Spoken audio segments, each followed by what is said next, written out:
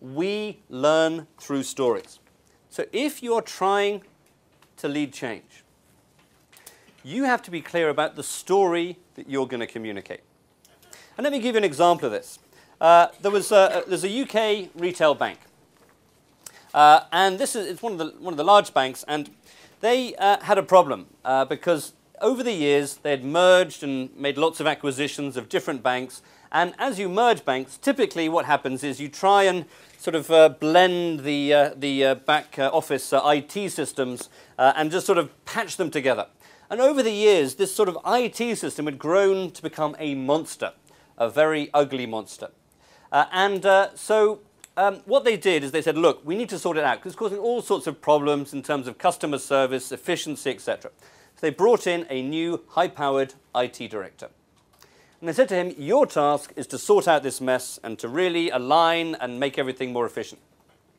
So he did the classic thing of what we teach you to do, which is you arrive and you spend the first 90, 100 days, the first 3 months, figuring out what the issues are. Yep, going around talking to people, analysing it, and really trying to come up with what are the key issues here.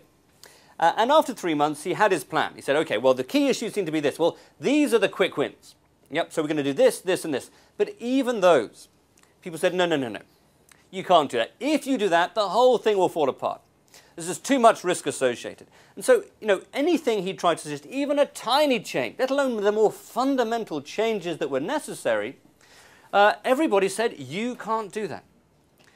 Now, for most of us, you kind of get exasperated saying, there's just no chance of bringing change around here. This guy was better than that. What he did is he got his top 200 IT managers together in a hotel for a couple of days. Normally what happens in that situation is you have a whole series of presentations and this is the plan and flow diagrams and these are the issues and this is what we're going to do and you're going to do that and you're going to do that. No. This guy is smarter than that. He handled it very differently. He said, he just sat down in front of them, just a chair in front of a group of 200 people sitting in chairs. He said, look, I've got a letter here from one of our customers and I want to read it out to you. And he just read out the letter. And basically the story of the letter was, there was a little old lady who had been a loyal customer of the bank for decades. And she'd always had a very good relationship with the bank, but very tragically, her husband had died recently. And probably one of the most difficult times in her life, she'd had to sort out some of the administrative stuff, changing bank account names and everything. And she was describing this very difficult situation. And she said, I want to tell you how the bank has treated me.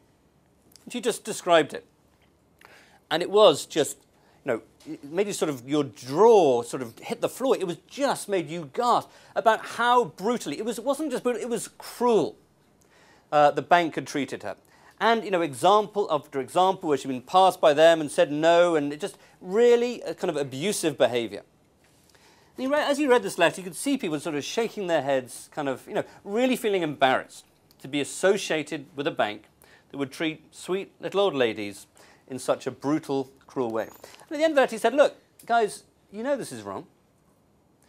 This is not how we should be treating customers. And we're not going to leave this room until we've got a plan about how we're going to make sure that this kind of thing never happens again. Now, there's nobody in the room who can say, yes, but what that little old lady doesn't understand is actually this system it's nowhere to go. It is a simple, powerful, real story that comes from one of their customers. And everybody in that room knows that they have a role to play and that this is not acceptable. And for me, that is a much more powerful way of engaging people to change than simply going through a damn PowerPoint presentation. We learn through stories. The facts will not speak for themselves. People forget facts, but stories are powerful because they engage people both emotionally in the heart and intellectually. Great stories have that connection between the rational and the emotional.